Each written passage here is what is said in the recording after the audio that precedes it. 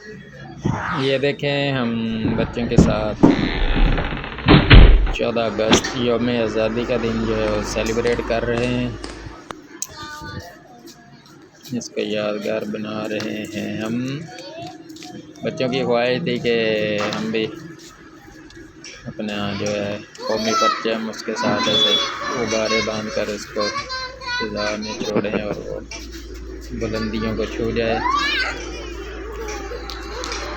ये हमने गुब्बारे बांधे तो हैं लेकिन ये पता नहीं थोड़े रह गए हैं। ये हवा का कोई दबाव प्रेशर क्या है, ये नीचे नीचे जा रहा है। ये लगने लगा है परचम में, दूसरे में बांस में गुजर गया, ये नीचे हो गया। शुक्र अल्लाह, अल्हम्दुलिल्लाह हमारी कोशिश जो है वो कामयाब हो गई है। अल्हम्दुलिल्लाह। पाकिस्तान जिंदाबाद। अल्लाह हमारे परचम को हमेशा सर बुलंद रखे, आमीन।